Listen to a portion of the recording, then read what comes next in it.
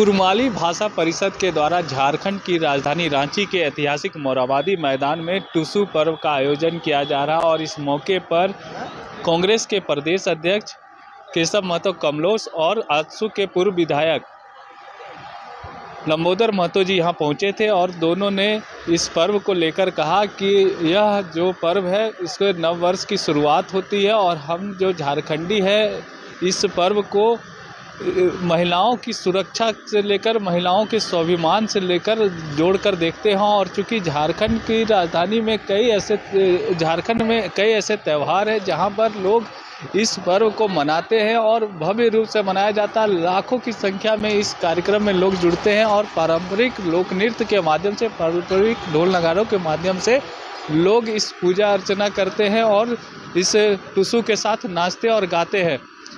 मौके पर क्या कुछ कहा गया, आइए आपको सुनाते हैं। मैं चाहता हूं कि जो हमारा अभी मानभूम में था, पंचपुरना क्षेत्र में जो था, आज वह हमारे झारखंड के हर कोने में ये टुसु पर्व बड़े धूमधाम के साथ मनाया जाता है। आपने देखा कि कुछ दिन पहले धनबाद में डोहरे टुसु कार्यक्रम हुआ था।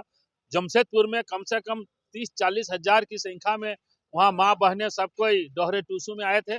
फिर 18 तारीख को आदित्यपुर में फुटबॉल मैदान में है। आज यह कार्यक्रम प्रतिवर्ष होता है। प्रतिवर्ष यह कार्यक्रम मोरहाबादी के मैदान पर होता है।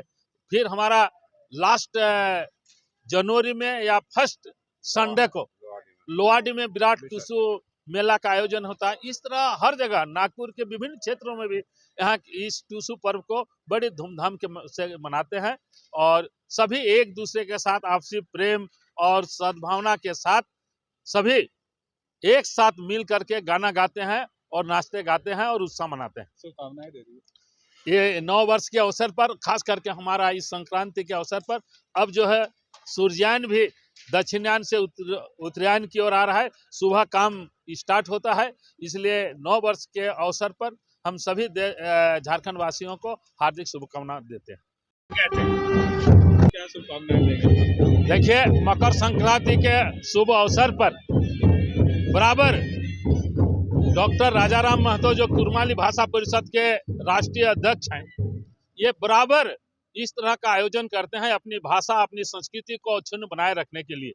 और हमको इस बात की प्रसन्नता है कि हमारी कॉलेज की छात्राएं भी गांव से शहर आने के बावजूद भी अपनी संस्कृति को ये लोग अपना के रखे हैं। उसको अक्षुण्ण बनाने के लिए सभी वहाँ की छात्राएं और वहाँ की जो शिक्षिकाएं हैं सभी इसको आगे बढ़ाने में तत्पर हैं।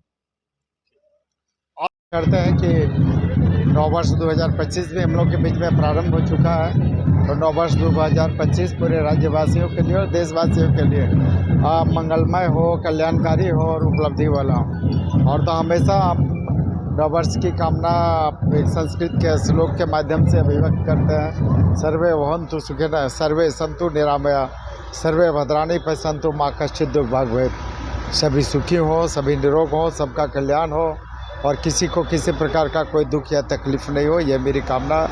निश्चित रूप से टुसु पर्व के अवसर पर भी और मकर संक्रांति के अवसर पर मैं पूरे राज्यवासियों को अपनी ओर से हार्दिक बधाई देता हूं और राज्यवासियों की खुशहाली की कामना करता हूं। पेशा कानून को लेकर जो तो वो हरिजन से मिले। हाँ, तो टुसु जो झारखंड की धरोहर है। ये टुसु शुरू होता है 15 दिसंबर से। अगहन संक्रांति माघो टुसु थापी करके कुंवारी लड़की लोग शुरू करते हैं। तो 13 जनवरी तक पूजा करती हैं और 14 से विसर्जन करती हैं। विसर्जन गीत में तोके टुसु जले देव में बहुत कारुणिक मोहमाया लड़की लोग इसको विसर्जन करती हैं। टुसु गीत के पीछे कुरमाली संस्कृति में कहावत है। ये 15 की पुस्तक का मैंने अध्ययन किया है जिसमें स्पष्ट लिखा हुआ है। कुर्मी परिवार की एक लड़की थी जो किसान थी। उसी समय फोदी खेल भी शुरू हुआ था।